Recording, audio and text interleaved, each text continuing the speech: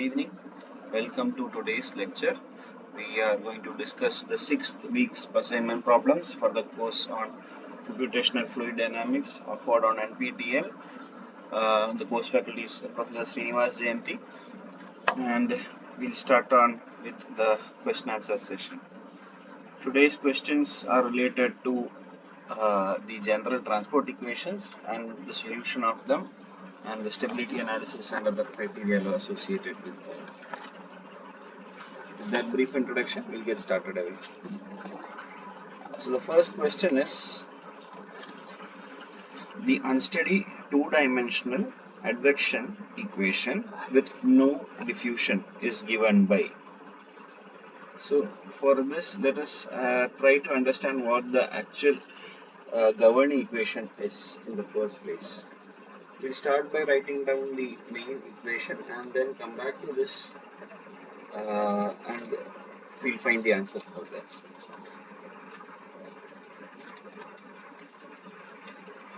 So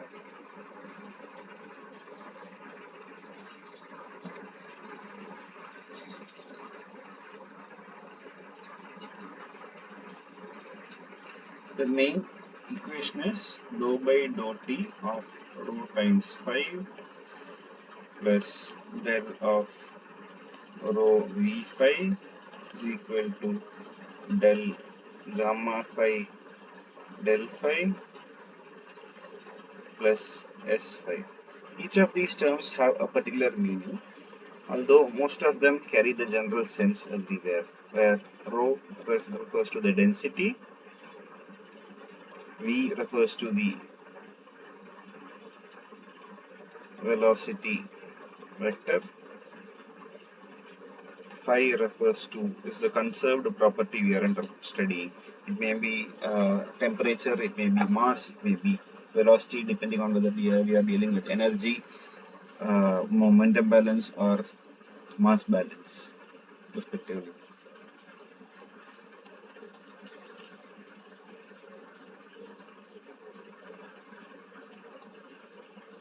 Gamma phi is the diffusion coefficient.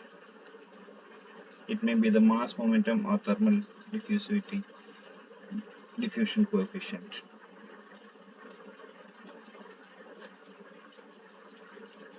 And S phi is the source.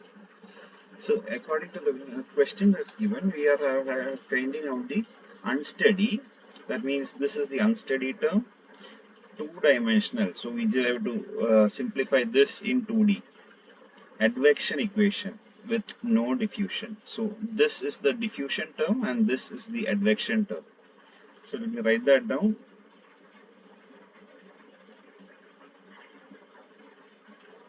This is generally referred to as the unsteady term. This is known as the convective or advective term. This term is known as the diffusion term, and this is the source term. So what have been asked is a two-dimensional convection equation with no diffusion, and we have to assume that there is no source as well, so these two goes to 0. So between these two we have to find what parameters, how we can simplify this. Suppose let's call our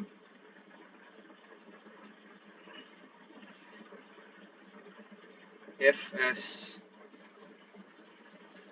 rho 5, that's a rho v5 over here.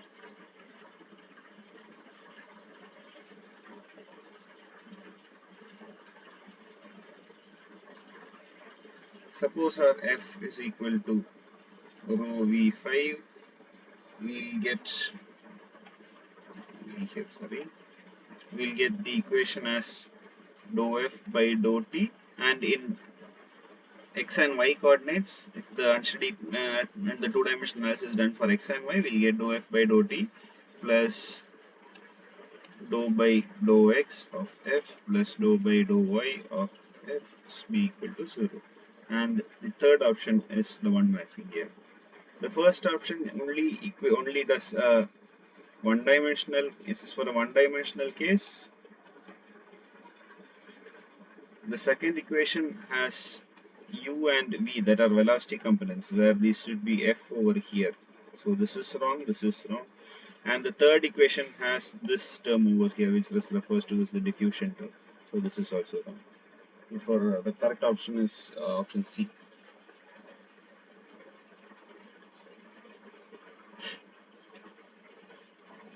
The next question. The unsteady one-dimensional diffusion equation is given by, and this is basically in brackets, for a greater than 0. Can anybody from the audience answer this question?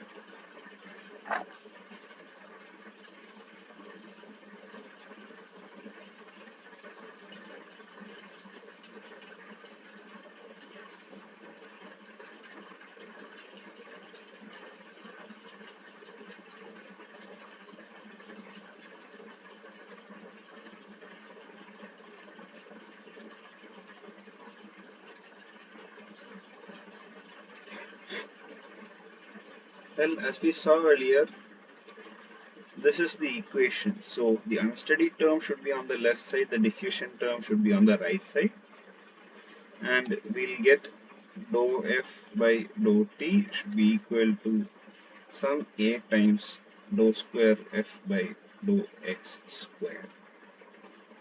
If a is, so we know that in this equation the diffusion coefficient is the on here, and that is generally never negative. It does not have a significance that scalar probability to be negative. Therefore, we write this as dou f by dou t equal to a times dou square f by dou x square. If the motion is towards the y direction, we can also write it as dou f by dou t equal to a times dou square f by dou y square, and that would basically be dou f by dou t minus a into dou square f by dou y square should be equal to 0. So therefore B and C are correct and A is incorrect.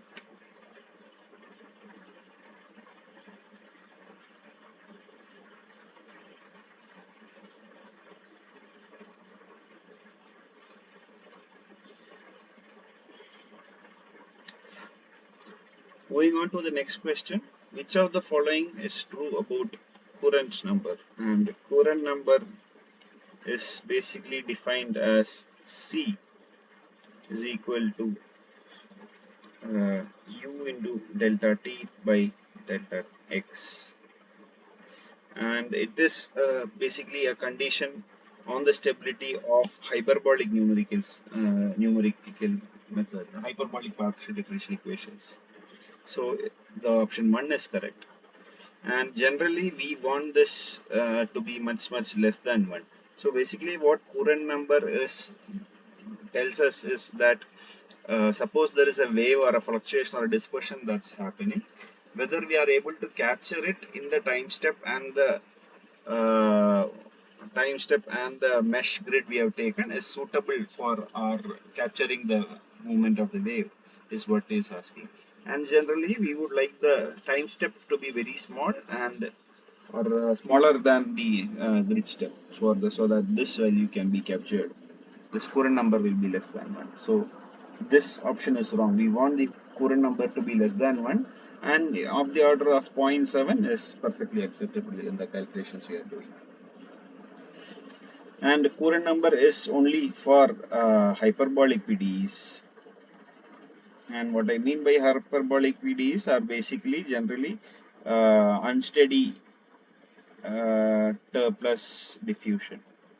So what you'll be getting is dou f by dou t is equal to a into dou square f by dou x square. So we know that this is classified as a hyperbolic, there is a mistake in what I have been saying. It's not the diffusion term, it's the convection term. So A into dou F by dou X will be. So I'll call this as A, let's call this as B.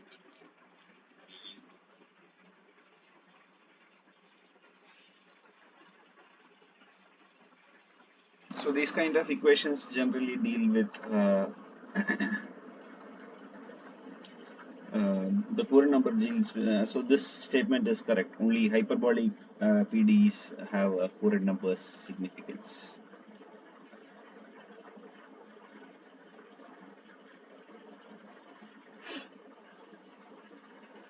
Moving on to the next question. Which of the following statements is correct about discretization of one-dimensional unsteady diffusion equation?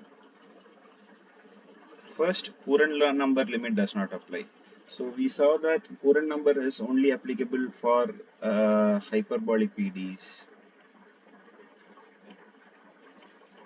Generally, in physical significance, these are also known as initial value problems. So this statement is correct. Consistent and unconditionally stable schemes can be developed. That is also true.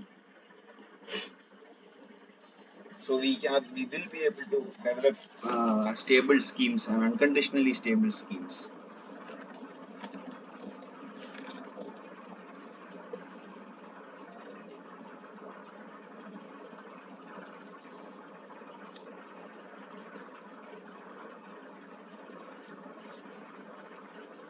Let me explain what this Courant number is again. So when we deal with hyperbolic PDEs, we generally write dou f by dou t should be equal to some u naught times dou f by dou x. So when we discretize this in let's say FTCS method, as we have to do in here. So FTCS scheme, if we do it here, we'll get it as dou f f I n plus 1 minus f I n by delta t is equal to u naught f I n plus 1 minus f I n minus 1 by 2 delta x.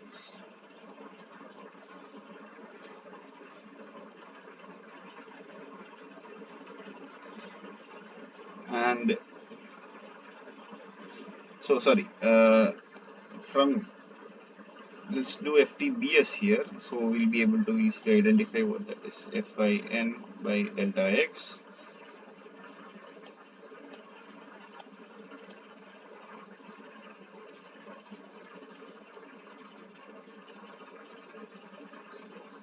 we'll get Fin plus 1 is equal to Fi plus u into delta t by delta x into Fin minus Fi minus 1. So basically this is what is known as the Courant number, which comes for hyperbolic PDEs. Now coming back to the second question, we know that we have to check whether FTCS scheme is conditionally or unconditionally stable. So let's take the dou f by dou t is equal to gamma phi by rho times dou square phi by dou x square. For the sake of simplicity, we'll just call this as alpha. So when we try to solve, when we find the FTCA scheme, we'll get. So how we find the stability is we find the truncation error as the discretized differential equation. Oh, sorry. We find the stability factor as the error at the n plus 1th time step to the nth time step, and we check whether this value is less than 1 or greater than 1. If this value is greater than 1, this scheme is said to be unstable, and if it is less than 1, it is said to be stable. So if we substitute the equation for the error, we'll first have to discretize the equation number 1. So we'll do that Fin plus 1 minus Fin by delta t should be equal to, let's say, alpha into Fi plus 1. Since we are doing an FTCS scheme, will be Fin plus 1n minus Fin 2 Fin plus Fi minus 1n by delta x square. Now the error will also follow the discretized differential equation, and we can write the error as some as a superposition of two waves, which is given by e am power delta t, which is a error in the time step, and e into I power km power delta x. We generally write the error in this manner to in order to move forward with the stability analysis. So when we do that, we'll get we write the we can substitute the value of this error in this equation. Therefore, we'll get this as epsilon n plus 1 at I minus epsilon I n divided by delta t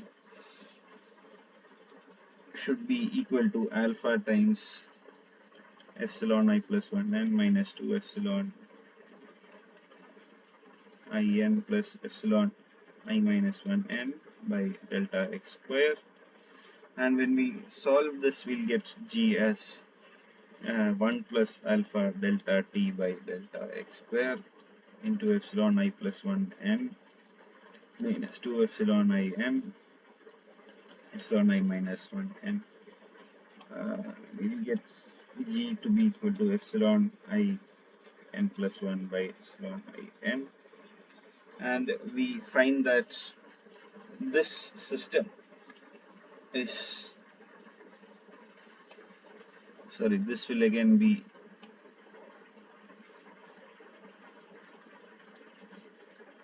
epsilon I plus 1 n by epsilon I n minus 2 plus epsilon I minus 1 by epsilon I n, and we'll get this as alpha delta t by delta x square. We substitute the value of epsilon at I plus 1 by I, we'll get e raised to I km delta x minus 2 plus e raised to minus I km delta x. And when we solve this, we'll get it as 1 plus alpha t by 1 plus alpha delta t by delta x square times e raised to I km delta x minus e raised to minus I km delta x minus 2. So we get plus here. So we know that e raised to some function plus e raised to the same function will be e raised to ix plus e raised to minus ix will be cosine of that function. So let me call this term here as, let's say, chi.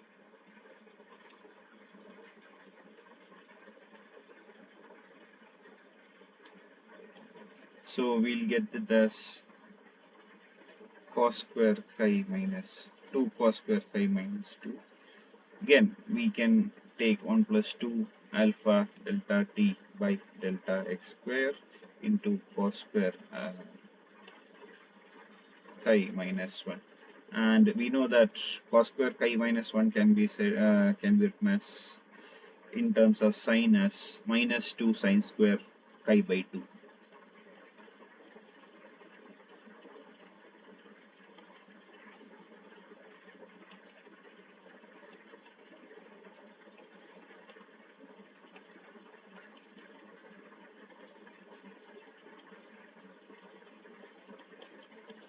Therefore, we can rewrite this as 1 minus 4 alpha delta t by delta x square into sine square chi by 2. And this should be less than 1 for stable system. So when we do that, we find when we check whether this can be stable or whether this will be stable or not depends on the value of alpha delta t by delta x square into this thing. Therefore, we can say that this is conditionally stable. Only when the value of this term is less than 1 will we get the entire term to be less than 1. Therefore, option 3 is not correct. Regarding consistent, there are other schemes such as Crank-Nicholson scheme, which are unconditionally stable. We will get to that towards a couple of problems later.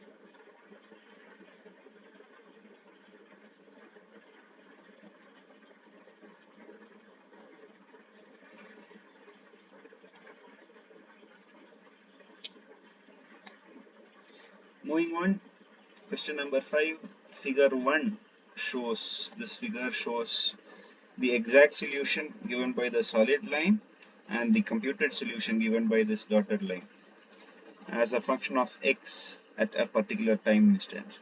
And what causes this difference between the two is being asked. The difference between the two is attributable to. So you see that the options are truncation of in time, space, both, neither. When we solve the equations, what we have done is to discretize the domain into a finite difference, into a what does here into a difference method, and then solve for it. And we also discretized both the time and the space over here, and there will be order of delta t here plus order of delta x square over here. So higher order terms will again come into picture. So both the error will be due to both truncation error in time and space.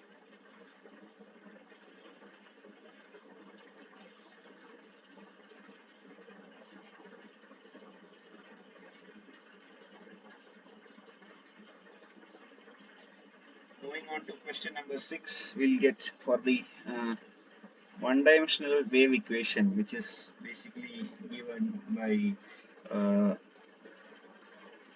take a new page. One-dimensional wave equation given by dou square u by dou t square plus, minus a square dou square u by dou x square should be equal to 0. Which of the following is or are true for the FTFS explicit scheme? First order inconsistency and unconditional stability.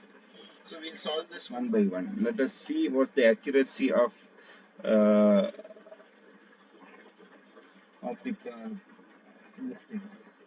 So what we'll see is FTFS. Let's solve for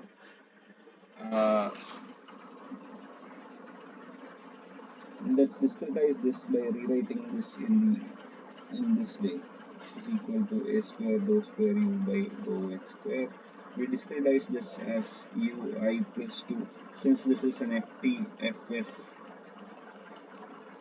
explicit scheme, we'll write u dou square u by dou ui plus 2n minus 2 ui plus 1n plus uin divided by, this is written as uin plus 2 minus 2uin plus 1 plus uin by delta t square should be equal to a square into ui plus 2 minus 2ui plus u evaluated at the nth level divided by delta x square. And we can see that when we try to plug in the values in RHS and LHS separately, let me do that quickly, won't take much time. So let us first try to solve the LHS. So ui n plus 2 can be written by Taylor series expansion of uin plus 2 with the help of uin plus 1. We can write uin plus 2 as ui plus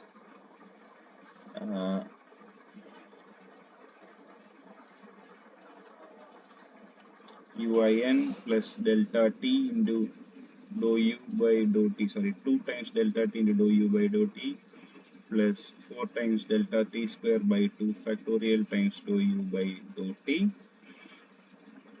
and plus order of delta x cube, delta t cube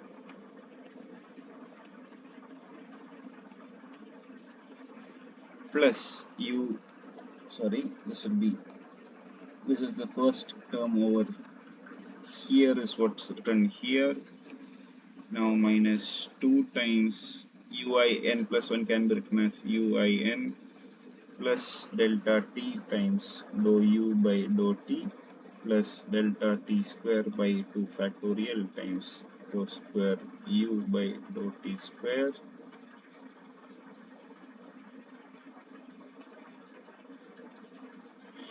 plus order of delta t cube, again this will also come here, plus ui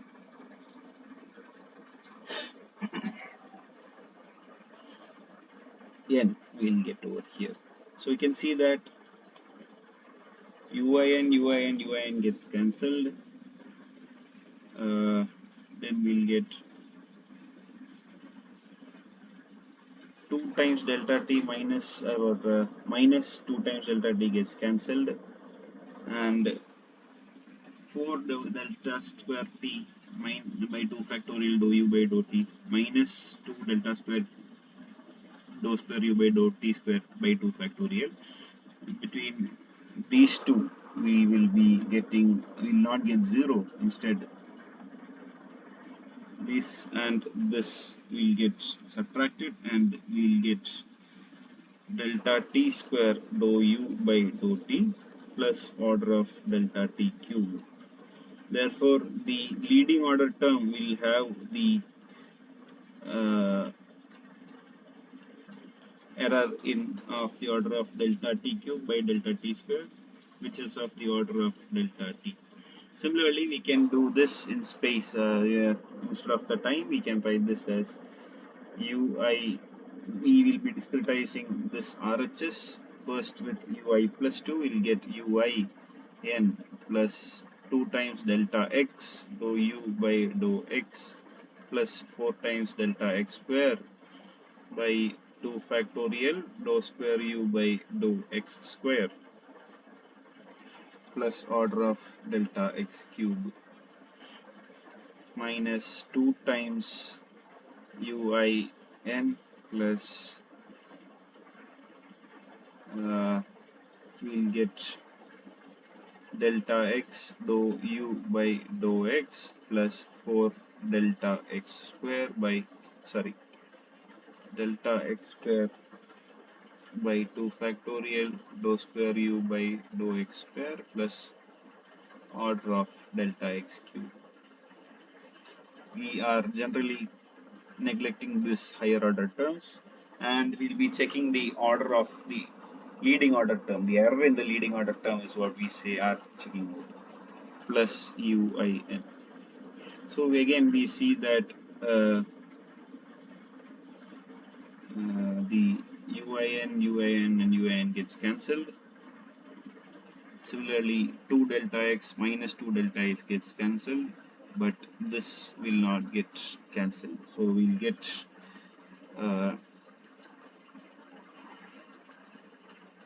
delta x square dou square u by dou x square plus order of delta x cube.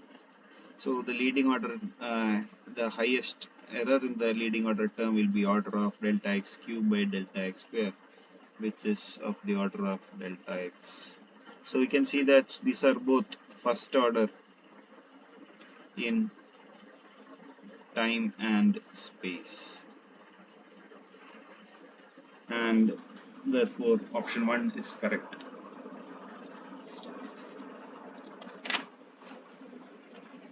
Now regarding inconsistency, we say that a scheme is considered to be consistent if the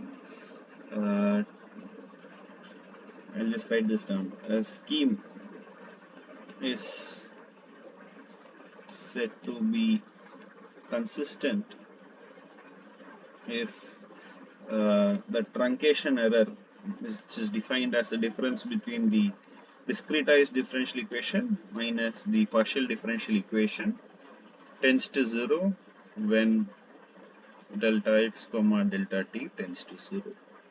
So we are to check whether this equation, let's call that as equation 1, and this as equation 2. we know that this is the discretized equation and this will be the, sorry, this is the discretized equation and this is the partial differential equation. So equation 1 minus equation 2 should be 0 as delta t delta x tends to 0.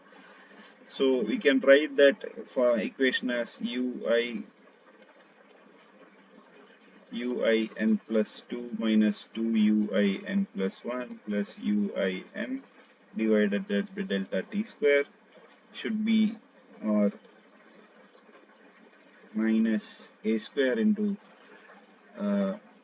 ui plus 2n minus 2 uin plus 2 ui plus 1n plus uin divided by delta x square minus dou square u by dou t square plus a square into dou square u by dou x square. This way, if it is equal to 0, if this is equal to 0, it means that the scheme is consistent.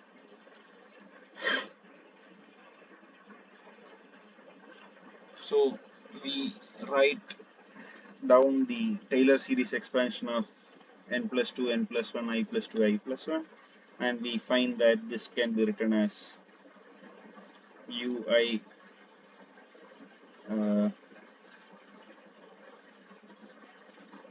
uin plus 2 delta t into dou u by dou t plus 4 delta t square by 2 factorial dou square u by dou t square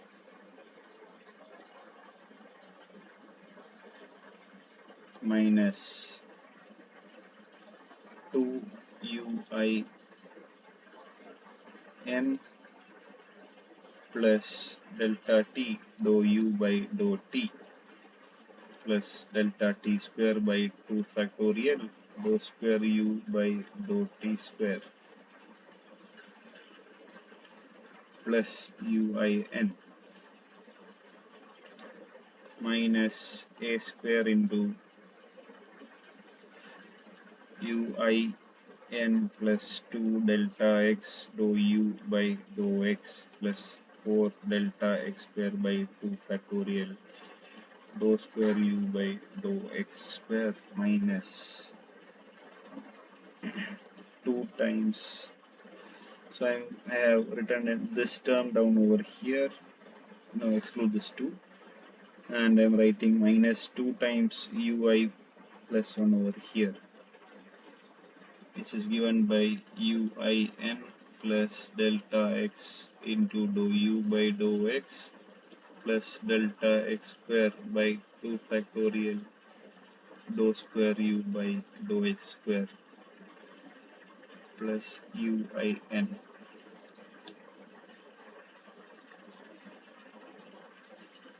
Again, we have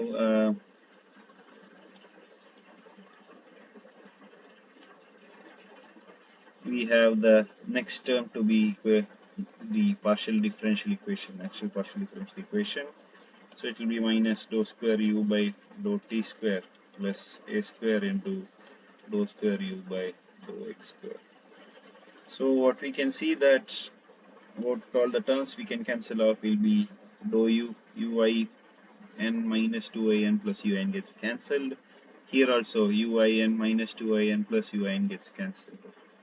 Then we'll cancel off 2 delta t dou u by dou t minus 2 delta t dou u by dou t. Similarly, 2 delta x dou u by dou x minus 2 delta x dou u by dou x can be cancelled out.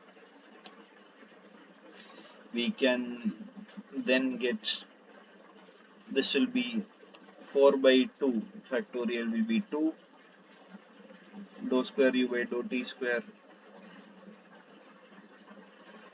minus 2 dou square u by dou t square minus 1 dou square. So let's just write it whatever is remaining after cancelling this much off. We get 4 by 2 factorial. I have written it to be 2. So it will be 2 delta t square dou square u by dou t square minus 2 dou square delta t square, 2 by 2 factor will be delta t square dou square u by dou t square minus dou square u by dou t square. Now where did this term come from? It's basically this one. Then we have similarly 4 by 2 factorial, which will be minus a square into 2 delta x square by dou square u by dou x square minus dou square u by dou x square plus a square into dou square u by dou x square. So this term is this one, this term is over here, and we get written this term over here. So finally we see that all these terms get cancelled off. 4 minus 2 minus 2, here also 2 minus 1 plus 1, 2 plus 1 plus 1, we'll get this equal to 0. Therefore this is consistent.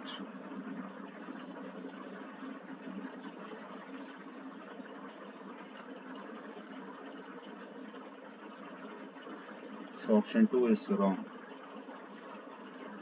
Next we'll have to check for the stability as we had done earlier. So we'll have to do the von Neumann stability analysis, which is as follows. We'll have to define a G that is given by EIN plus 1 by EIN. If it is less than 1, it is stable. Therefore, we substitute the error in differential equation, discretized differential equation, to get EIN plus 2 minus EIN plus 1 plus EIN by delta t square to be equal to some alpha square into EI plus 2n minus 2 EI plus 1n plus EIN by delta x square. So when we have to substitute the we will right now take delta t square to this side and divide it by EIN. So we'll get EIN plus 2 by EIN minus 2 EIN plus 1 by EIN plus 1 should be equal to alpha square delta t square by delta x square times epsilon I plus 2 n by epsilon I n minus 2 epsilon I plus 1 n by epsilon I n plus epsilon I n by this should be epsilon I n by epsilon I n, which is basically 1. Now we again, as we did before, we write this as the superposition of a time step, a wave in the time step and a wave in the space, which is given by I km delta x. So what we see is that when we divide n plus 2 by n, epsilon n plus 2 by epsilon n, we'll get this to be equal to e raised to 2am delta t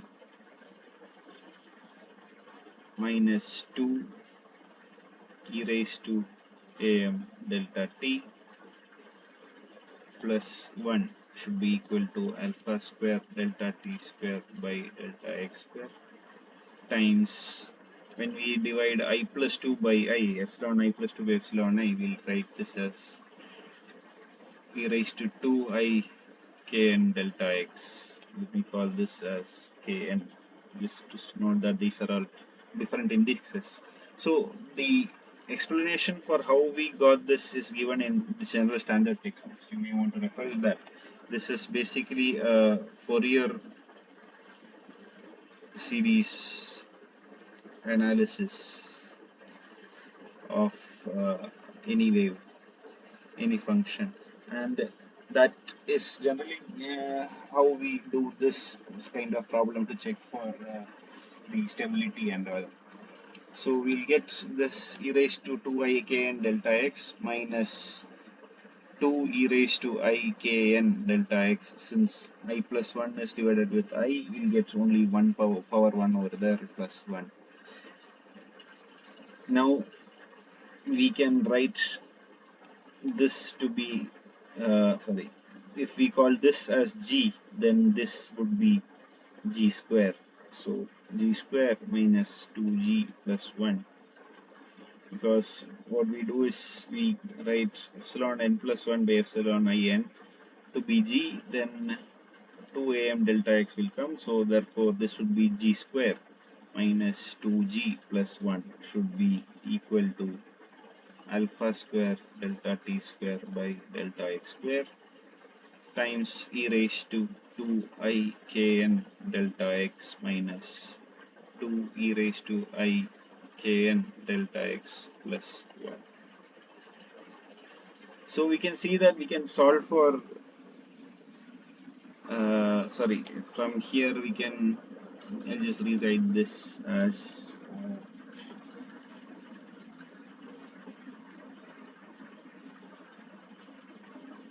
okay, I'll just keep it like that. So e raised to 2 I k n delta x minus 2 e raised to I k n delta x plus 1. We can solve for g and get the stability condition for g less than 1, and therefore we can say this is conditionally stable.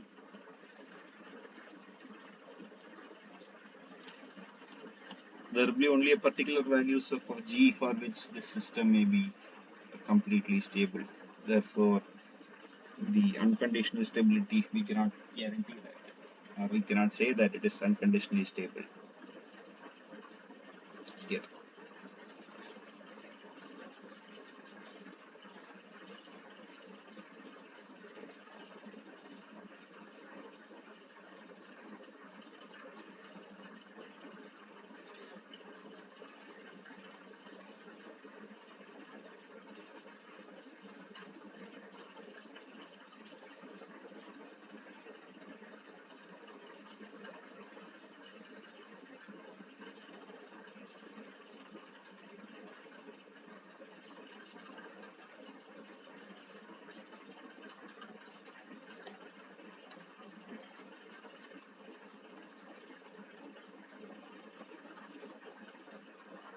Moving on to the next question, which of the following schemes gives assurance of convergence for unsteady convection and unsteady advection equation? Since only one forward in time and one space is given, one time step and one space step is given, we can assume it to be one dimensional.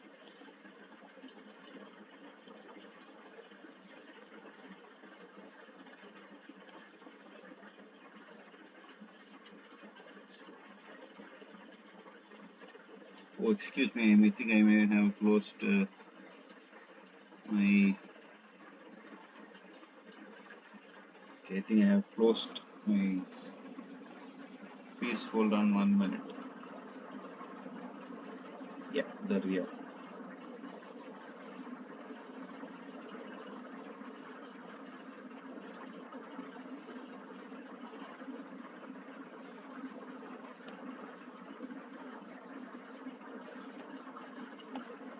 Sorry about that. Yes. So, since it is only one time and one space is given, we can assume it to be a one-dimensional equation. So let us first write down what the unsteady advection equation is, which can be written as dou u by dou t. plus u naught dou u by dou x should be equal to 0. And these kind of problems are called as linear initial value problems.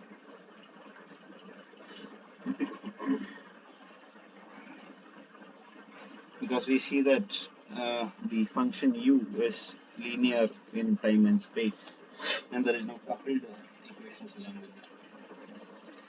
So for assurance of convergence, we have something known as the Lax theorem, which states that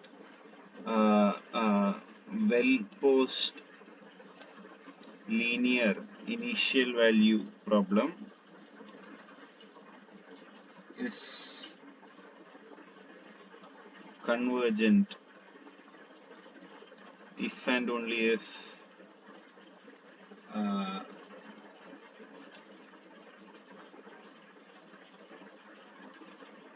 it is stable. We'll just add the word consistent linear initial value problem is convergent if and only if it is stable.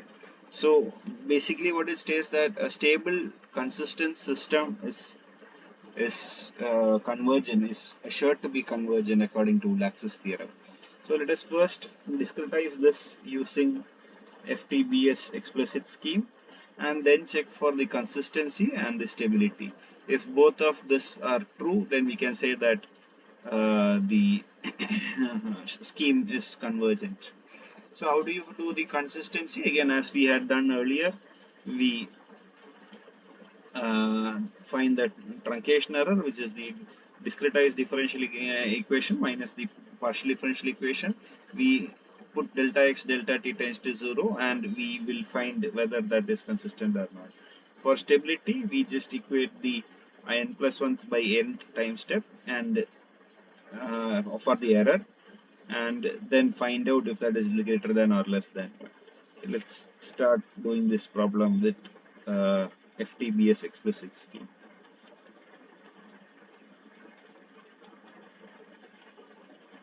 So we will have to first for differentiate u in the forward in time, uin plus 1 minus uin by delta t plus some other, and bs backward in space will be ui minus 1 by delta x. This is at the nth step. Since this is an explicit problem, should be equal to 0. First we check for the consistency by subtracting equation. Let's call this as equation 1, equation 2, 1 minus 2, we will get uin plus 1 minus uin by delta t plus u naught times uin minus ui minus 1n by delta x minus dou u by dou t minus u naught dou u by dou x.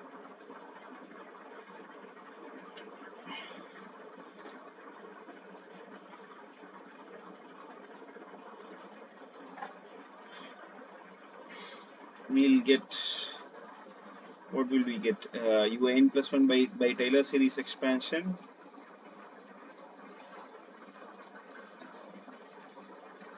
of uin plus 1 and ui minus 1n. We'll get uin uin plus delta t times dou u by dou t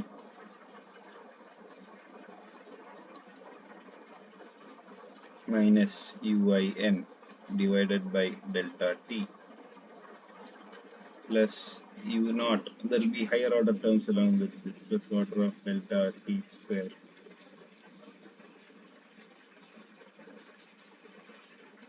u naught into uin minus uin minus delta x dou u by dou x plus order of delta x square will come here, divided by, or the whole equation divided by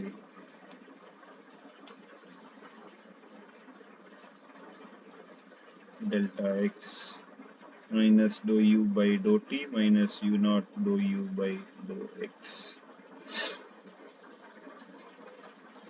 So what we can see here is that uin get cancelled, and then we find delta t cancels. We'll get this term to be equal to dou u by dou t.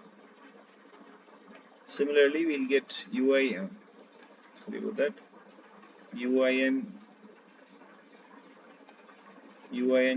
gets cancelled, and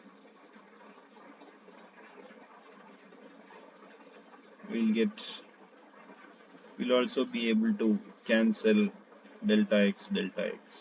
So we'll get this thing to be plus u naught delta x gets cancelled, u naught dou u by dou x, and we'll get minus dou u by dou t from here, and minus dou u naught, just write a little bit bigger, minus u naught dou u by dou x, and we see that all the terms are getting cancelled and this will be equal to 0, and we'll get the higher order terms as well. That also goes to 0 when delta t comma delta x tends to 0.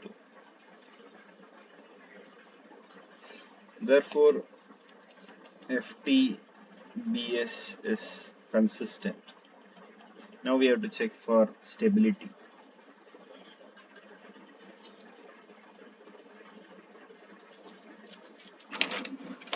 So while checking for stability, we take the same equation.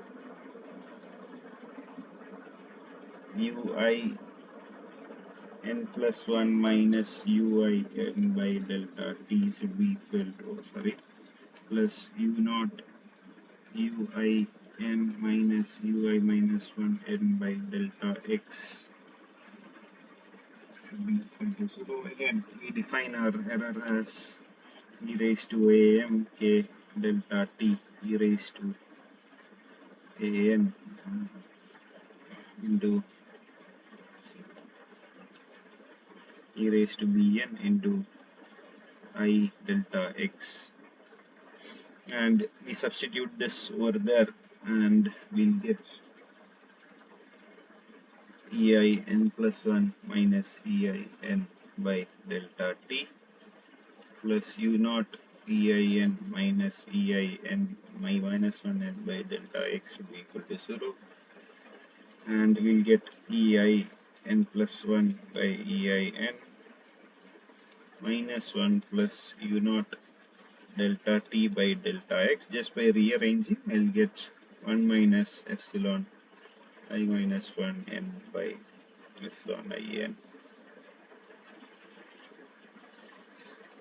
Therefore, I'll get this to be g minus 1 plus u naught delta t by delta x times 1 minus e raised to minus j or minus I km delta x. I think I have used the kn over here, so I'll just follow that, km delta x. And for stable system, this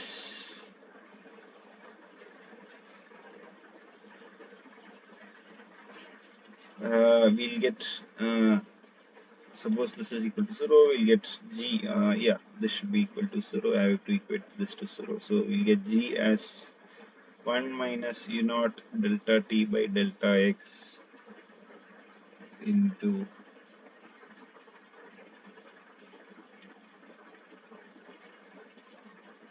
let me call, again as I did earlier, I'll just call this numerator to be chi, then I can write this as delta t into 1 minus e raised to minus 5. So therefore we can see that this is also conditionally stable, as it depends on the value of chi and there are other parameters delta t and delta x. We will only get a conditional stable scheme. Therefore we can say that we may be able to find a convergence solution.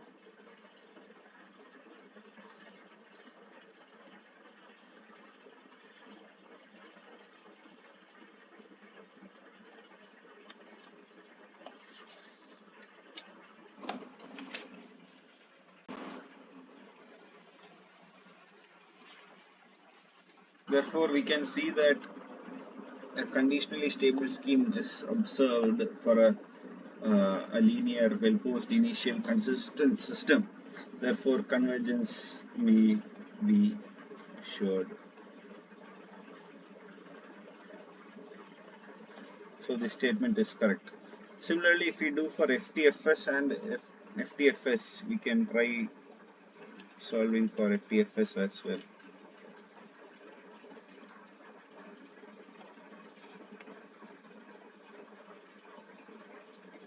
We'll get dou u by dou t plus u naught dou u by dou x should be equal to 0. For an FTFS scheme, you will get ui n plus 1 minus ui n, and it's implicit also, it's given as implicit. So divided by delta t plus u naught into ui plus 1 n plus 1 minus ui n plus 1 by delta x. This is the discretized differential equation. So first we'll again do the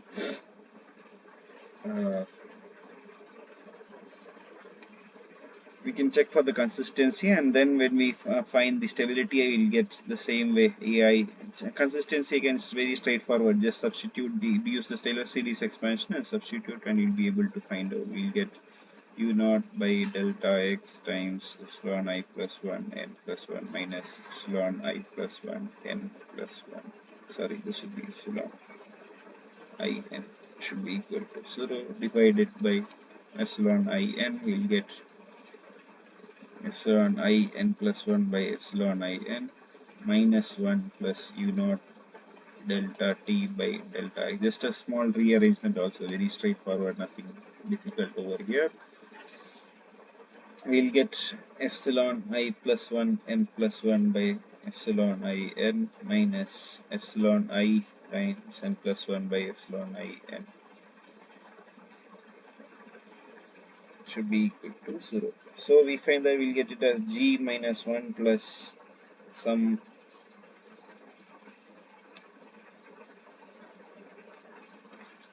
current number c times epsilon I plus 1 n plus 1 is written as e raised to am delta t into e raised to I bn delta x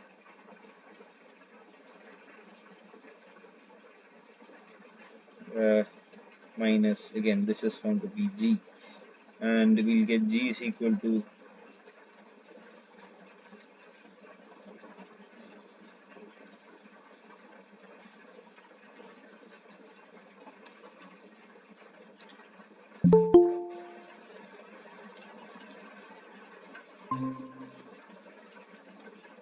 so we can do the stability analysis by finding the value of g, which is the gain factor or the amplification factor, to be g is equal to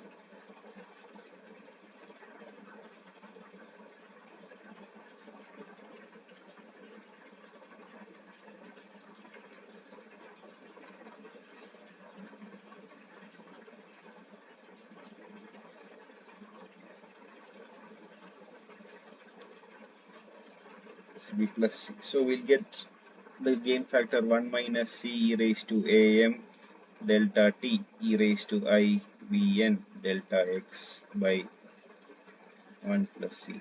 And we see that Current number is a dimensionless number, so it's always positive value. These two terms will again multiply and give you the error will always be positive. Even if it is not positive, it is subtracted with 1 and added 1 over here. So we see that this is always less than 1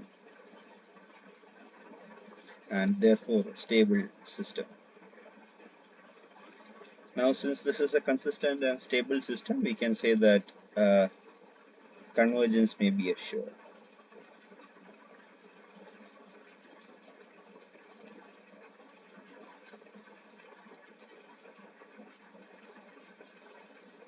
Therefore, second option over here is also correct. Similarly, when we do for CTCS, which is central difference in time and space, we will get this as ui n plus 1 minus ui n minus 1 by delta by 2 delta t plus u naught times ui plus 1 minus ui minus 1 by 2 delta x.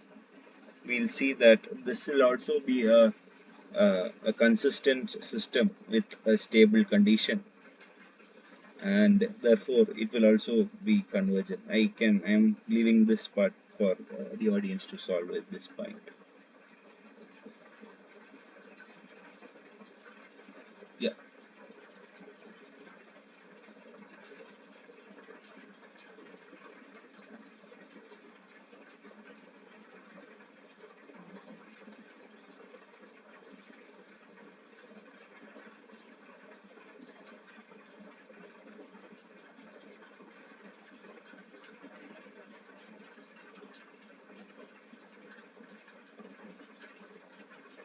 Moving on to the next question. Which of these following schemes is only conditionally stable for the unsteady diffusion equation? So first we write down whatever the unsteady diffusion equation was as discussed earlier. We'll get dou u by dou t is equal to some diffusion term times dou square u by dou x square.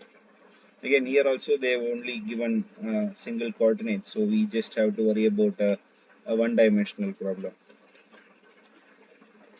First, we'll take FTCS explicit scheme, which is discretized as follows. We'll have to write this as a forward in time and central difference in space. So ui n plus 1 minus ui n divided by delta t should be equal to alpha times ui plus 1 minus 2ui plus ui minus 1 at the nth level, since this is an explicit scheme, divided by delta x square.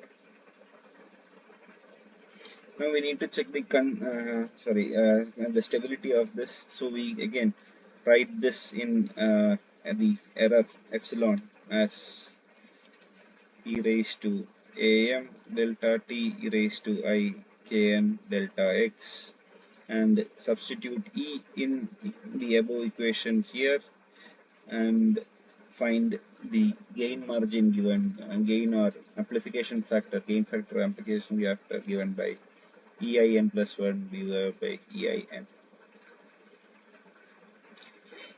Again, we start by substituting the error in this equation, since the error has to follow the differential equation also.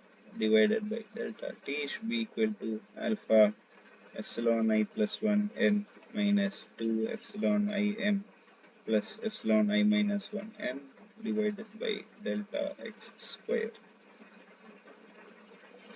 I rearrange this and divide it by epsilon I n. I'll get epsilon I n plus 1 by epsilon I n should be equal to alpha delta t by delta x square into epsilon I plus 1 by epsilon I n.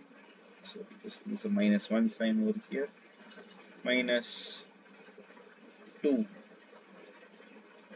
plus epsilon I minus 1 n by epsilon I n. And we know that epsilon I n plus 1 by epsilon I n is what I have designed as the gain margin or amplification factor. We'll get alpha delta t by delta x square. Again, I am substituting this for epsilon over here. So when we decide I plus 1 by I, we'll get e raised to I kn delta x minus 2 plus e raised to, since this is I minus 1 by I, I minus 1 by I, will get e raised to minus I kn delta x. So we'll get g to be 1 plus alpha delta t by delta x square. And again, as we have done earlier, I am calling this term over here to be chi. We'll get e raised to chi minus e raised to minus, plus e raised to minus chi minus 2 alpha delta t by delta x square into e raised to x plus e raised to minus x will be raised to I chi minus e raised to minus I k. So this will be again cos chi minus 2 cos chi minus 2, 1 plus alpha delta t by delta x square, and I am taking the 2 common out and we'll get cos chi minus 1. And cos chi I can write in terms of sin square chi by 2 as follows: 1 plus alpha delta t by delta x square 2 times minus 2 sin square chi by 2. Therefore, I found the amplification factor to be 1 minus 4 alpha delta t by delta x square times sin square chi by 2. And we see that for the amplification factor to be less than 1, then 1 minus 4 delta t by delta x square times sin square chi by 2 must be less than 1. Therefore, we get a conditionally stable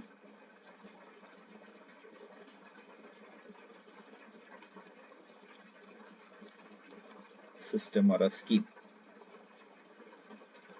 So it is conditionally stable. FTCS is conditionally stable.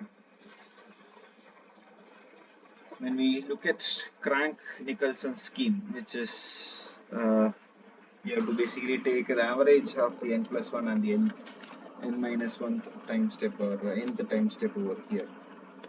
So Crank-Nicholson scheme for this differential equation given by dou u by dou t should be equal to alpha or alpha dou square u by dou x square, can be written as follows: ui plus 1 ui n plus 1 minus ui n divided by delta t can be written as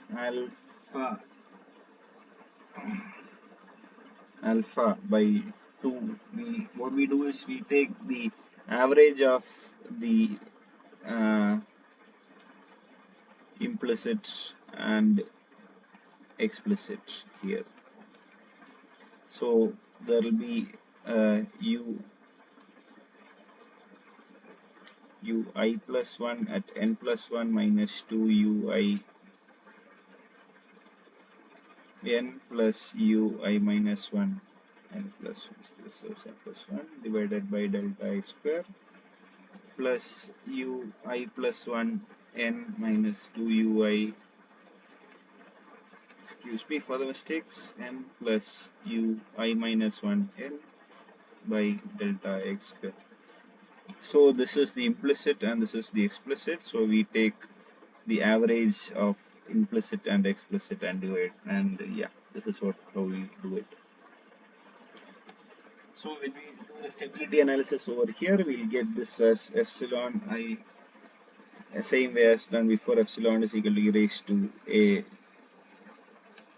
am delta t into e raised to I bn delta x. We'll write the error in the discretized equation as epsilon in plus 1 minus epsilon in to be equal to alpha by 2 times epsilon I plus 1 n plus 1 minus 2 epsilon I n plus 1 plus epsilon I minus 1 n plus 1 by delta x square plus epsilon I plus 1 n minus 2 epsilon I n plus epsilon I minus 1 n by delta x square. I rearrange and divide the whole equation with epsilon I n. I'll get this as epsilon I n plus 1 by epsilon I n minus 1 should be equal to alpha delta t by 2 delta x squared. I have divided with epsilon I n, so I'll get this as epsilon I plus 1 n plus 1 by epsilon I n minus 2 epsilon I n plus 1 by epsilon I n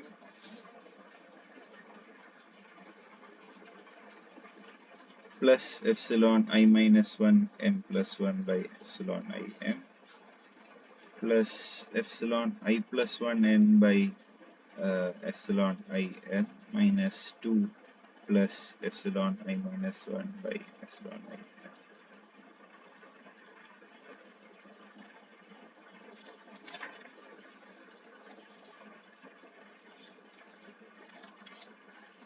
Now, epsilon I n plus 1 by epsilon I n over here and over here is called as a amplification factor g minus 1 alpha delta t by 2 delta x square times epsilon I plus 1 n plus 1 by epsilon I n can be written as our gain factor g times e raised to uh, I kn delta x minus 2g plus g e raised to minus I kn delta x, and epsilon I plus 1 divided by epsilon I plus 1 at n by epsilon I at n can, as we have seen before, we have written it as e raised to I kn delta x minus 2 plus e raised to minus I kn delta x. So I can write this g minus 1 into s will be equal to alpha delta t by 2 times delta x square times, I'm taking g common out in the first term, I'll get it as e raised to I chi plus e raised to minus I chi. Suppose I have called the term this much as chi, this much as, again, chi only, don't worry, chi will get e raised to I chi minus or plus e raised to minus I chi, which is equal to cos 2 cos chi minus 2 plus, again, same form, same way we have written k and delta x to be equal to chi. So we'll get 2 cos chi minus 2. We'll get this as g minus 1 is equal to alpha delta t by 2 delta x square times 2g into, we can write cos chi minus 1. If I take 2 common outside, I'll get cos chi minus 1, and cos chi minus 1 is minus 2 sine square chi by 2.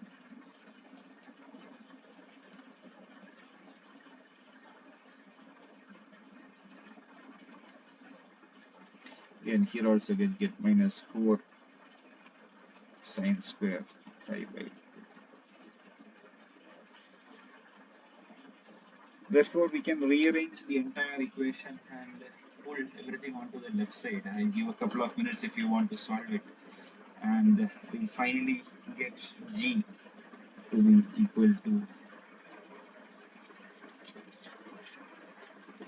1 minus 2 alpha delta t by delta x square sine square chi by 2 divided by 1 plus 2 delta t by delta x square into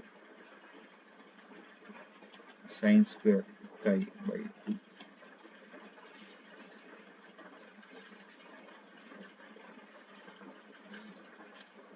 So what we see is 1 minus 1 minus 2 into, since alpha is the diffusive term, will be positive. Delta t, delta x are defined as a scalars as scalars, so they'll always be positive. Sine square of a sine will always be positive. So 1 minus a positive quantity by 1 plus a positive quantity will always yield less than 1. Therefore, we'll get this as unconditionally stable scheme. I'll wait for a couple of minutes for you to finish getting the answer by of G, and then I'll come back.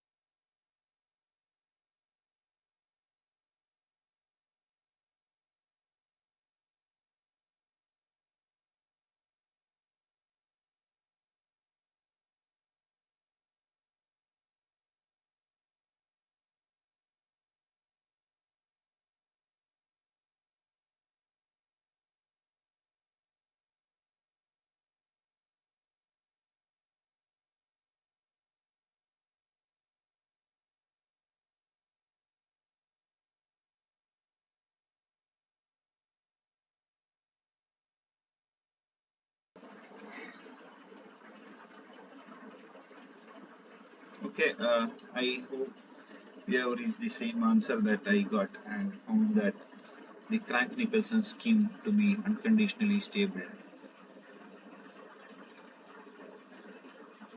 Therefore, option 2 is wrong, since they have only asked for a conditionally stable scheme.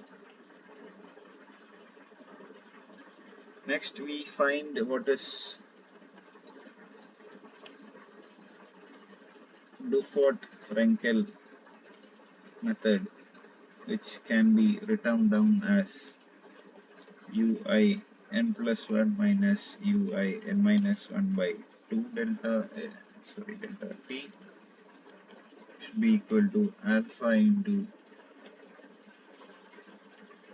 ui plus 1 n minus 2 into ui n plus 1 minus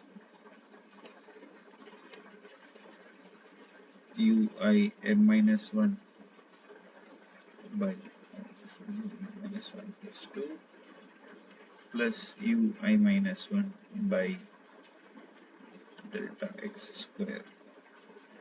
Or we can simplify this and write as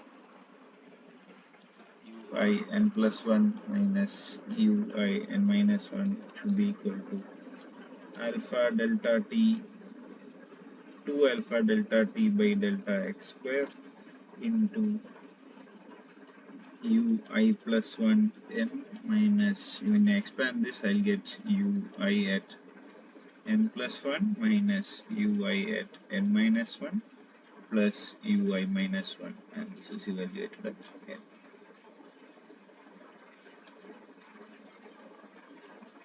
When we do this Dufort-Frenkel method also, we will get the same answer to be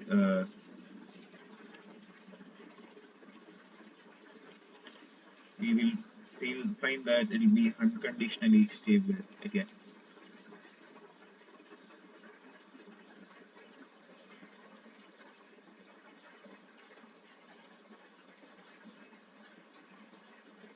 I can leave that to you as homework from what we have discussed over here. So the only correct answer is FTCS explicit, as that is the only unconditionally stable scheme over here.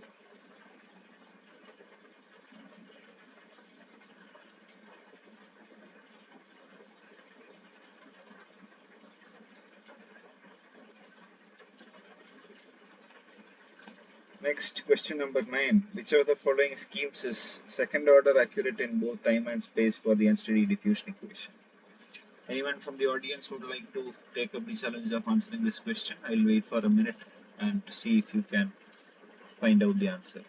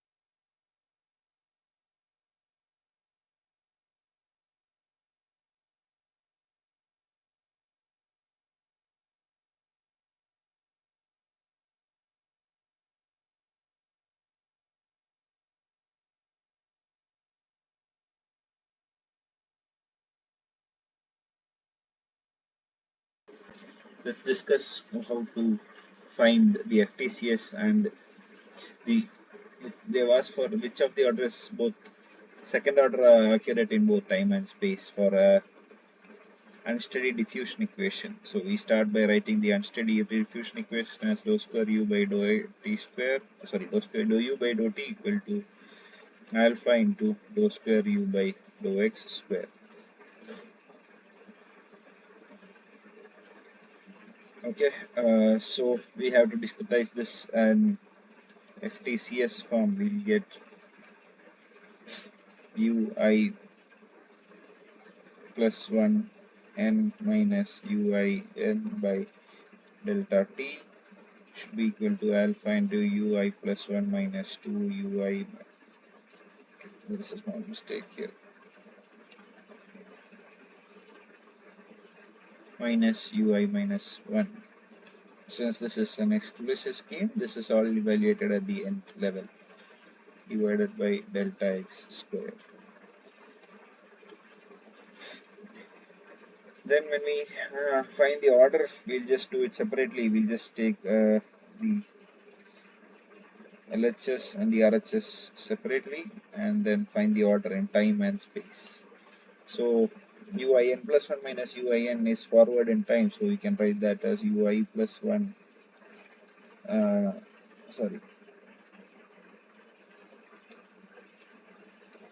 uin plus 1 can be written as uin plus delta t into dou u by dou t plus order of delta t square.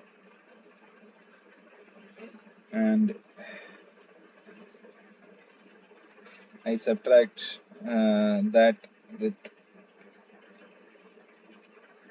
uin, we'll get delta t into dou u by dou t plus order of delta t square. So I find that the order of accuracy is, I can rearrange this to write dou u by dou t plus order of delta t square by delta t.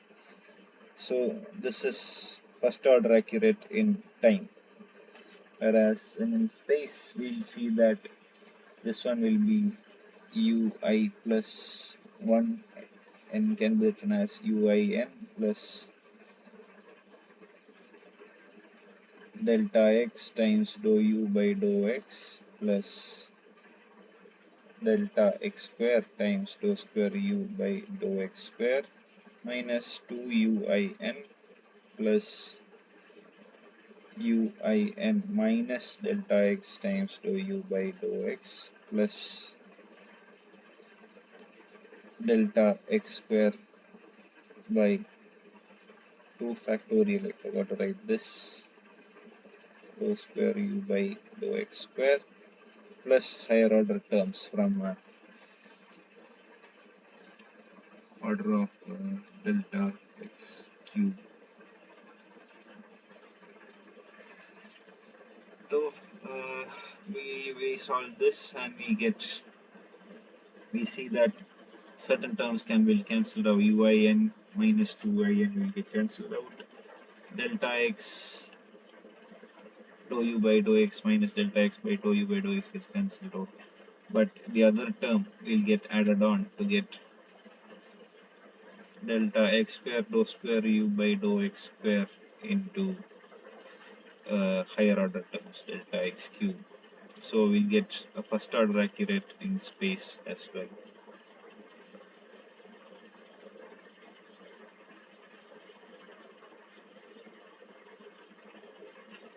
So FTCS is not second order accurate in time and space.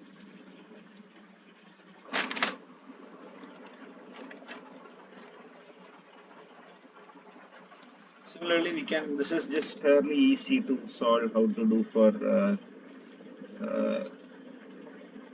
Crank-Nicholson scheme. Again, we'll do that as Crank-Nicholson scheme also. So it will be uin plus 1 minus uin by delta t should be equal to alpha by 2 times ui plus 1n minus I plus 1 and plus 1 minus 2 ui and plus 1 plus ui minus 1 and plus 1 plus ui n minus ui 2 ui n plus ui minus 1 n divided by delta x square. This we have already seen it to be the order of delta t. Oh, sorry.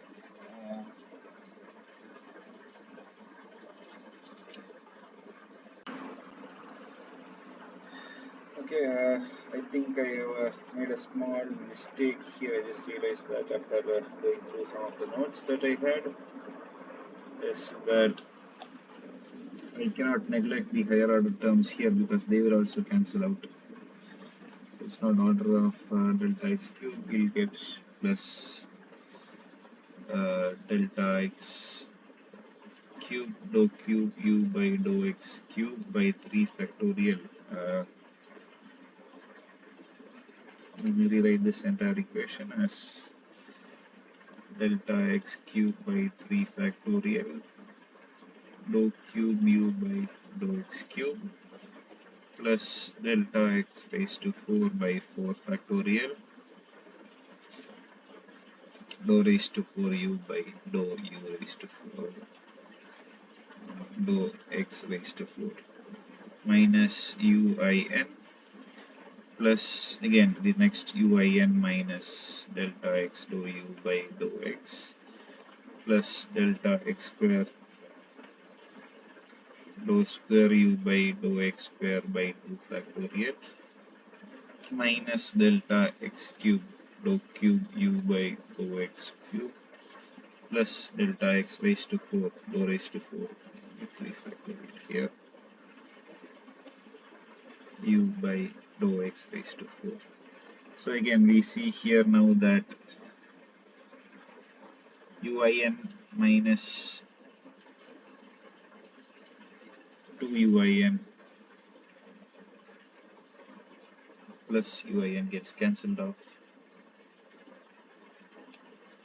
and delta x into dou u by dou x gets cancelled off with minus delta x into dou u by dou x. Delta x cube by 3 factorial dou cube u by dou x cube cancelled with minus delta x cube by 3 factorial dou cube u by dou x cube. Finally, we'll get this as delta x square dou square u by dou x square by 2 factorial plus order of delta x raised to 4. Therefore, our leading error in this term would be order of delta x squared. Therefore, FTCS explicit is first order in time and second order in space. And when we continue our analysis for the Crank-Nicholson scheme,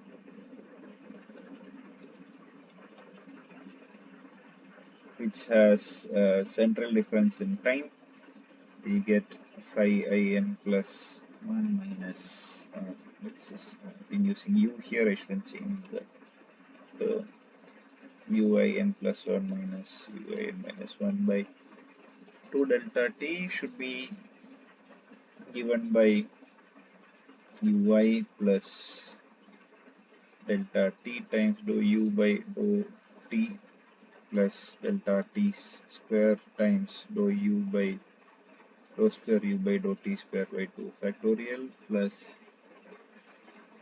delta t cube by 3 factorial dou cube u by dou t cube. I have to subtract, this is divided by 2 delta t. I have to subtract it with ui plus delta t, sorry, it won't be plus since I'm having it n minus 1 time step. I'll be minus delta t into dou u by dou t plus delta t t square into dou square u by dou t square by 2 factorial minus delta t cube into 3 factorial into dou cube u by dou t cube. This again divided by 2 times delta t. So what I'll get in the end is I'll be cancelling off a lot of terms here and here. ui gets cancelled, delta t gets cancelled. These two get added up. Sorry, yeah, ui gets cancelled, delta t gets added up, delta t square gets cancelled, and delta t cube get added up. So we'll get dou u by dou t plus order of delta t cube by delta t, which is order of delta t square. So this is second order in time. Similarly, if we do for the space, we'll get ui plus 1 n plus 1 minus 2 ui n plus ui minus 1 n plus 1 divided by delta x square plus ui plus 1 n minus 2 ui n plus ui minus 1 n divided by delta x square. We know that both of them are actually second order accurate from the analysis we have done before. We can see that I'll just show that ui plus 1 n plus 1 can be written as ui plus 1 at, ui at n plus 1 plus delta x times dou u by dou x, and we can see that since these are both central difference in space, we know that the order of the leading order term will be delta x square. Therefore, Crank-Nicholson scheme is second order accurate in both time and space. Similarly, when we do for Buford-Frankel method, we will get a central difference in time and the central difference in space, and therefore that is also second order accurate in time and space.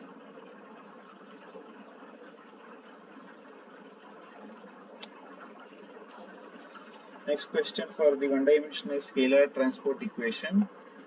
Which of the following will give oscillation-free stable solution with second order accuracy in both time and space. So let's start by doing FTBSCS. Let's start by what is for one-dimensional scalar transport equation with no source term. You can write that as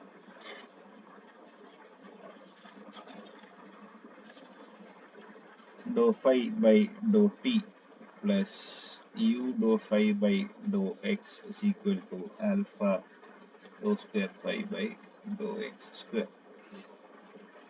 Now FTBSCS refers to backward in space and central in space. For the three terms given here, we'll get it as phi I n plus 1 minus phi I n by delta t plus u times phi I plus 1, sorry, it will be backward in space, so phi I minus 1 by delta x is equal to alpha into, and this is explicit also, so it will be at the nth level, so alpha into phi I plus 1 minus 2 phi I plus phi I minus 1 at the nth level divided by delta x square. Now we know that forward difference here will give order of delta t. Here it will be backward difference will again yield order of delta t, whereas central difference will give order of delta x square. So FTBSCS is not correct. Next we'll move on to FTCS, which is basically the same as the previous one, but very similar to the previous one, which is phi n plus 1 by phi I n by delta t plus u times phi I n minus cs, right? So it will be phi I plus 1 minus phi I minus 1 at n divided by 2 delta x. Since this is also an explicit, it will be alpha into phi I plus 1 n minus 2 phi I n plus phi I minus 1 n by delta x squared. We see that this will be first order in time, this will be second order in space since this is a central difference method, and this will also be second order in space because that is also a central difference method. So but they have asked second order accuracy in both time and space, therefore option B is wrong. Next, CTCSCS. CTCSCS refers to central difference in time and central difference in space, and that is asked for an explicit scheme again. So we can write that as fi n plus 1 minus fi n minus 1 divided by delta t plus u into phi I plus 1 n minus phi I minus 1 n divided by 2 delta x should be equal to, sorry, 2 delta t will be alpha times phi I plus 1 minus 2 phi I plus phi I minus 1 at the nth level divided by delta x squared.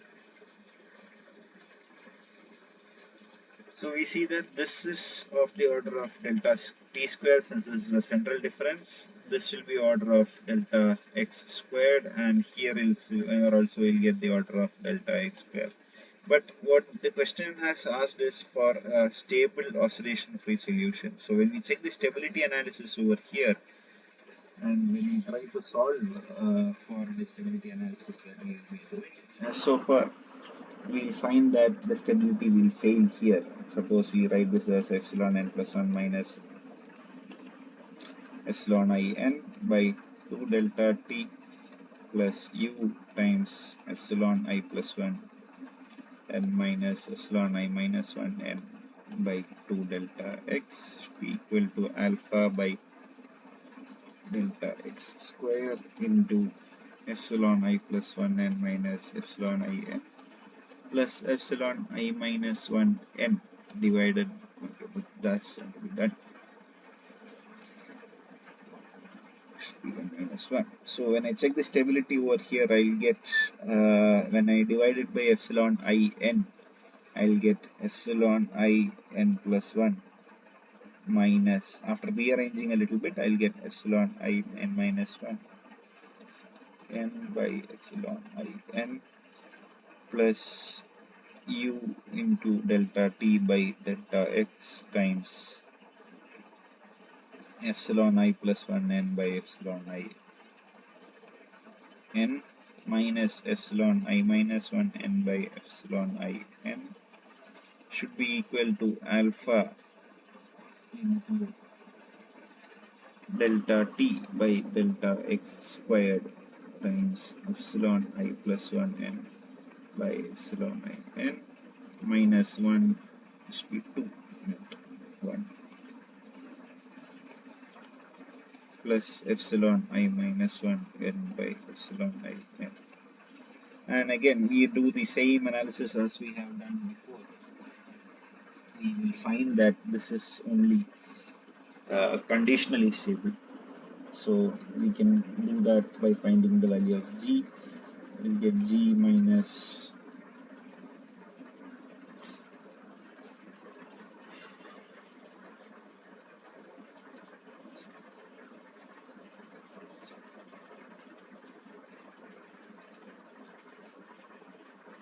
e raised to minus a n delta t plus u delta t by delta x.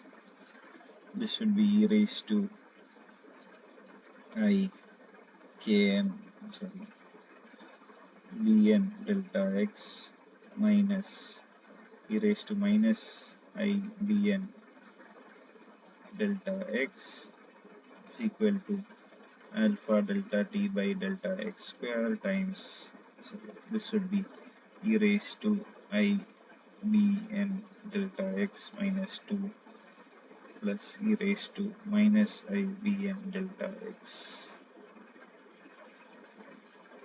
So we'll get g actually we'll get this term to be equal to 1 by g, so we'll get g minus 1 by g to be equal to alpha delta t by delta x square times, as we have same as what we have done before, we'll get 2 sine square pi by 2 here, and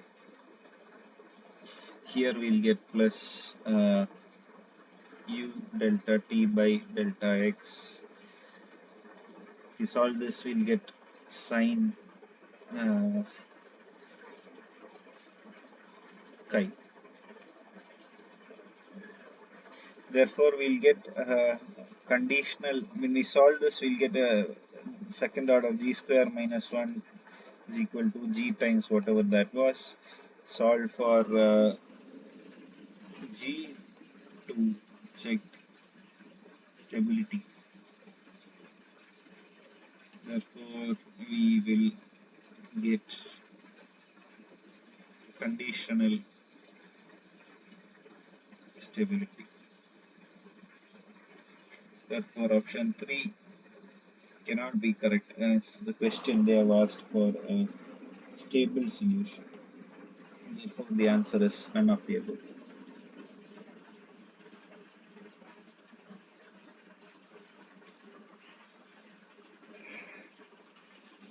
Moving on, I'll just give a couple of minutes for everyone to catch up over here, and just let me know if you have any doubts.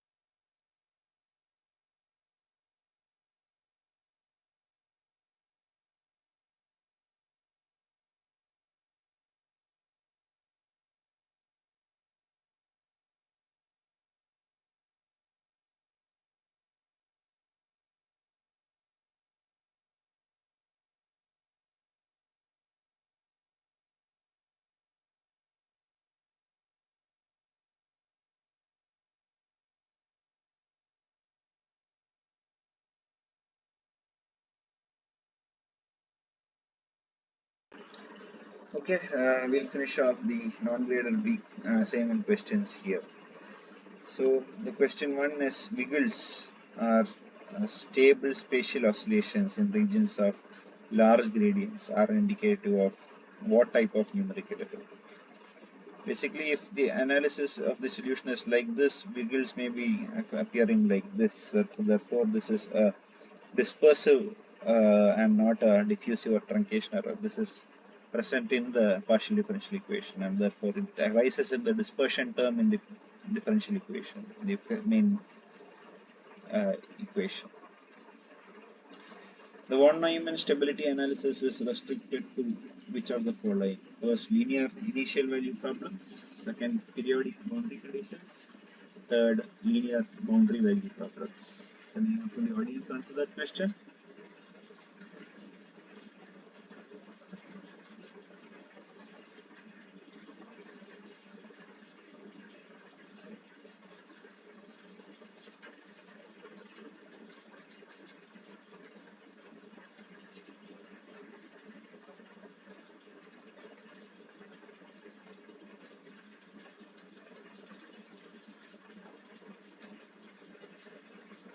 The correct answer is linear initial value and periodic boundary conditions, where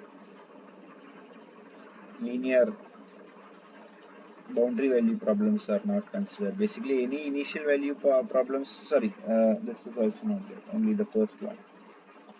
Linear initial value problems is only being considered by the von Neumann stability analysis. Which of the following does not affect the stability of a hyperbolic problem? Spacing, velocity, viscosity, time step.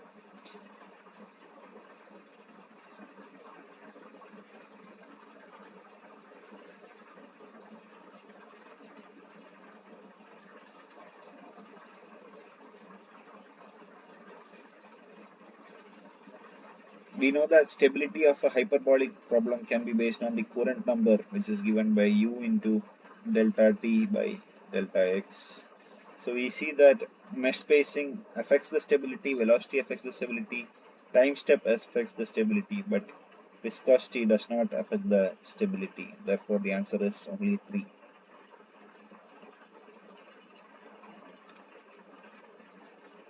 Moving on, stability is a problem of stability comes of the first differential equation, second difference equation, and third computer accuracy. Actually, this is just a theory question. Stability is a function of all three of them: differential equation, difference equation, and the computer accuracy. It is not just restricted to the difference equation or discrete differential equation. It's a function of all the three terms used here. If wiggles appear in a numerical solution, wiggles were the stable oscillations in space, what can be done to eliminate them? So when we do the numerical analysis and we are seeing more and more wiggles, what we do is we generally increase the grid spacing. If we use the time spacing, we won't be able to much account for the change in wiggles, but we use a smaller grid, we can see that the stable oscillations are not appearing anymore. So, and using more accurate scheme will also make much less difference if the grid spacing remains the same way. Therefore, for wiggles to disappear or to eliminate the wiggles, we need to use a smaller grid. So with these 15 questions, we have completed this is not week 5, sorry, I forgot to change this, week 6 assignment questions. And hope everyone has understood and gone through what has been taught over here.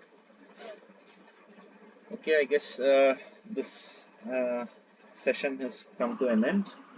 Please feel free to contact me during Mondays 6 to 8 if you have any doubts. And hope to see you next week also. Thank you.